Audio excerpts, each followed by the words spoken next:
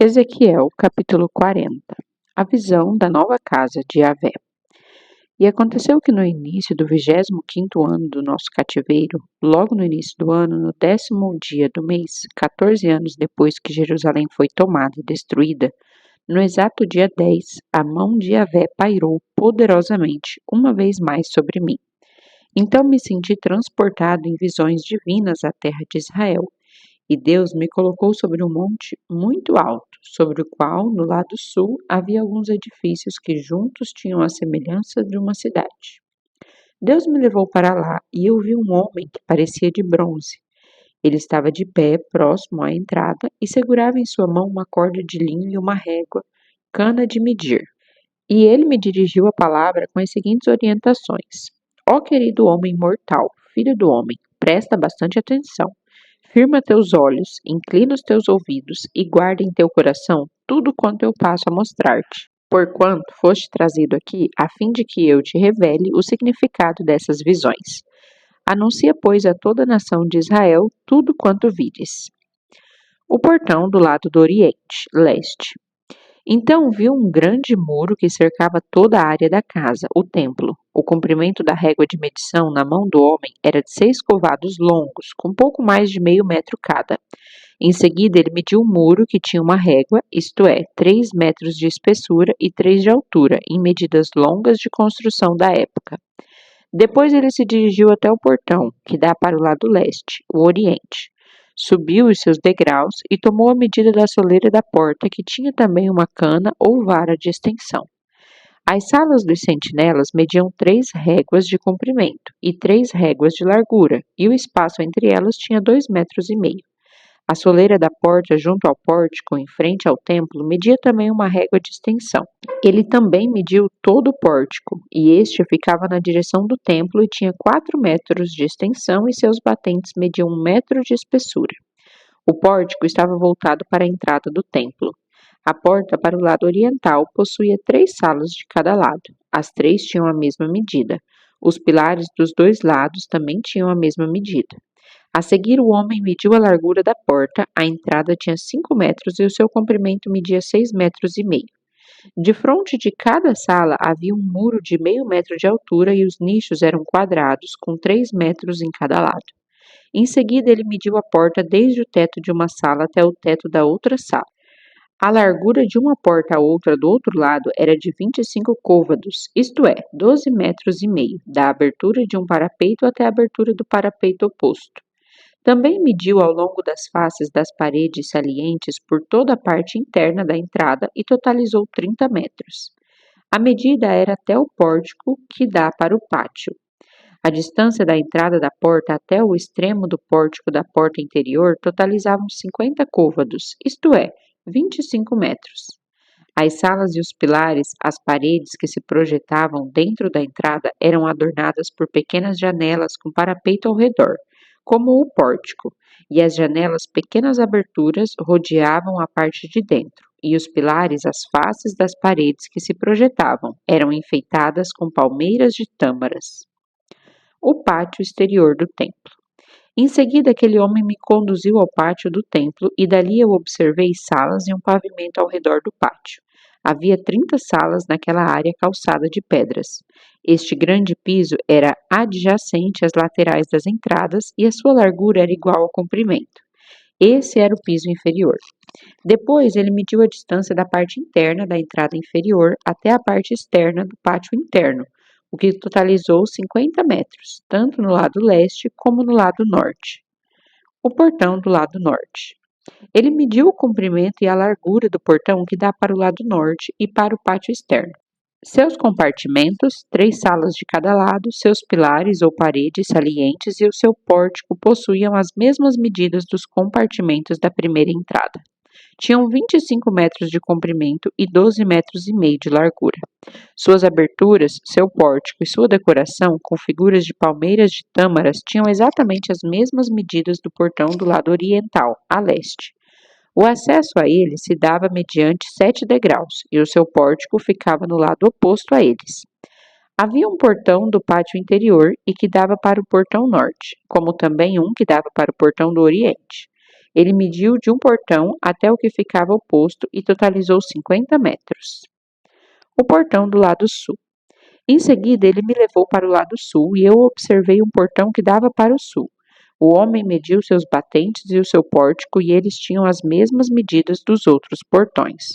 Semelhantemente aos demais, a entrada e o pórtico tinham janelas, pequenas aberturas ao seu redor. Mediam no total 50 côvados, isto é, 25 metros de comprimento e 12 metros e meio de largura. 7 degraus subiam até ela e o seu pórtico ficava no lado oposto a eles. Havia uma decoração com figuras de palmeiras de tâmaras nas faces das paredes que se projetavam em cada lado. De igual modo, havia um portão que dava para o pátio de dentro, voltado para o sul. O homem mediu e a distância até esse segundo portão era de 100 côvados longos, isto é, 50 metros. Os portões para o pátio de dentro. Então o homem me levou ao pátio interno pelo portão sul, e esse portão tinha a mesma medida dos demais. As suas salas, os seus pilares, isto é, paredes que se projetam, e o seu pórtico tinham as mesmas medidas dos outros. E havia janelas pequenas aberturas ao redor do seu pórtico, medindo 50 côvados, isto é, 25 metros de comprimento e 12 metros e meio de largura. Os pórticos das entradas ao redor do pátio de dentro mediam 12 metros e meio de largura e 2 metros e meio de extensão. Seu pórtico era voltado para o pátio, e havia figuras de palmeiras de tâmaras enfeitando os seus batentes e paredes. E para chegar até esse portão era necessário subir 8 degraus. Depois ele me conduziu ao pátio de dentro, voltado para o oriente, o lado leste, e mediu a entrada. E todas as medidas eram iguais às anteriores. Suas salas, suas paredes salientes e o seu pórtico tinham as mesmas dimensões dos demais. A entrada e o seu pórtico tinham pequenas janelas ao seu redor.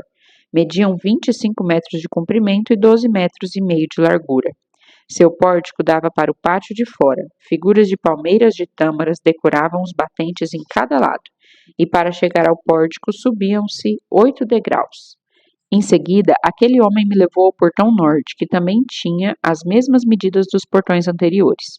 Esse portão também tinha suas salas, seus pilares, paredes que se projetavam e um grande salão que era seu pórtico, também com pequenas janelas em redor. O comprimento total era de 25 metros e 12 metros e meio de largura. O seu pórtico, o salão, dava para o pátio de fora, e por toda a passagem havia figuras de palmeiras de tâmaras gravadas nos batentes e paredes salientes. Havia uma escada de 8 degraus que conduzia até o pórtico. Os prédios perto do portão norte. No pátio de fora havia um quarto ligado com o portão de dentro. Esse quarto dava para o pórtico, o salão, que ficava em frente ao pátio, onde eram lavadas as paredes dos animais que eram oferecidos em holocausto, isto é, completamente queimados em sacrifício. No pórtico da entrada havia 2 bacias de cada lado, em que os holocaustos, as ofertas pelo pecado e as ofertas pela culpa eram abatidos. Do lado de fora do pórtico do salão também havia 4 mesas, 2 de cada lado da entrada da porta nobre. Assim, havia 4 mesas dentro do salão e 4 fora. Ao todo, 8 mesas, sobre as quais eram abatidos os animais que seriam oferecidos em sacrifício. As 4 mesas, em cima das quais se preparavam os animais do holocausto, isto é, que seriam completamente queimados, eram de pedra lavrada. Tinham todas as mesmas medidas, 75 centímetros de comprimento e de largura e 50 centímetros de altura. Nelas colocavam-se todos os instrumentos necessários para imolar os animais que seriam oferecidos em holocausto e todos os demais sacrifícios. E havia ganchos de 2 pontas, com até 1 palmo de comprimento, e estavam presos à parede e em toda a sua extensão. As mesas destinavam-se à carne das ofertas. Os aposentos dos sacerdotes. Depois da porta interior ficavam as salas dos cantores, no pátio de dentro, que estava ao lado do portão norte, e elas estavam voltadas para o sul. Uma ficava ao lado da porta do oriente, voltada para o norte.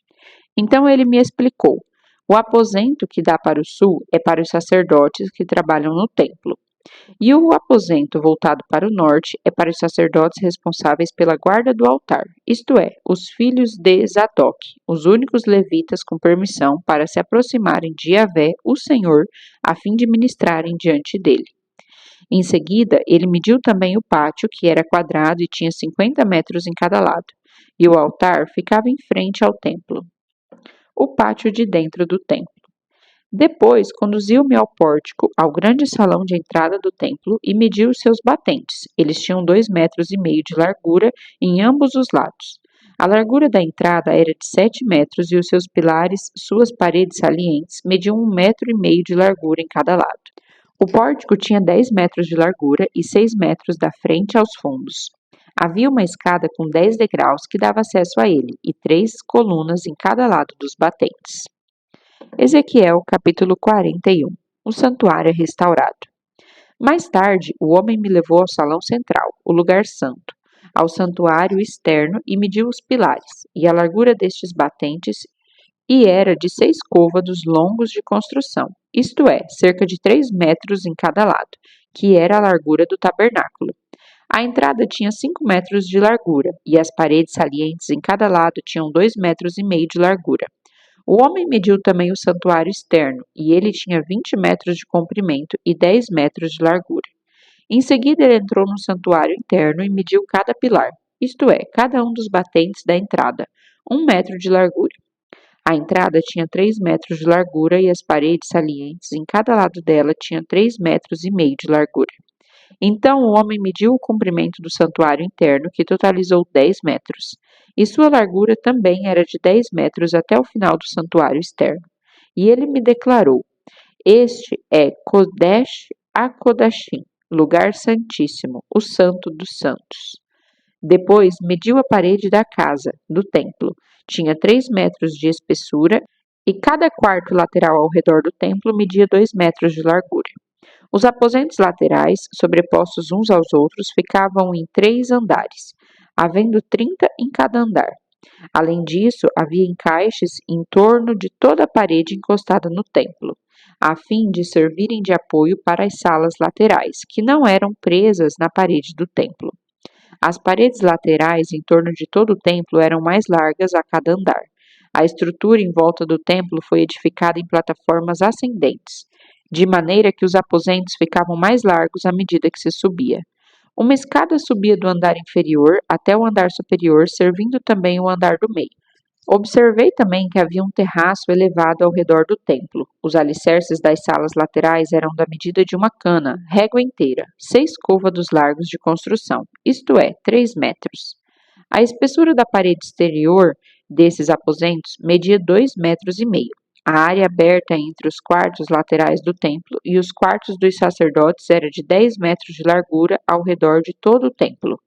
Havia entradas para os aposentos laterais a partir da área aberta, uma ao norte e outra ao sul, e a base próxima à área aberta era de 2,5 metros em volta de toda a casa, o templo.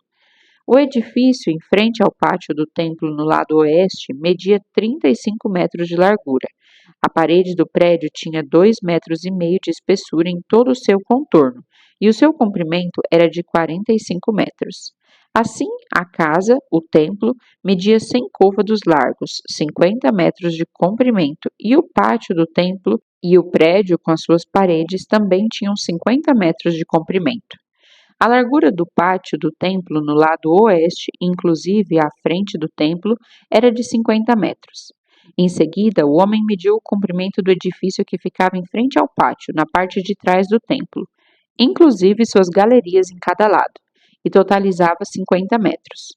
O santuário externo, o santuário interno e o pórtico que dava para o pátio, assim como as soleiras, as pequenas aberturas, janelas e as galerias em torno dos três. Tudo o que estava do lado de fora, inclusive a própria soleira, fora revestido de madeira.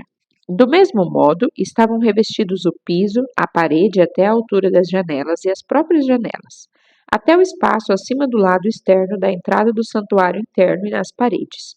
Há intervalos simétricos em torno de todo o santuário, tanto interno como externo. Por dentro, todas as paredes da casa estavam cobertas de figuras entalhadas, palmeiras de tâmaras e querubins. E havia a arte de uma palmeira entre cada querubim, e cada querubim tinha 2 rostos.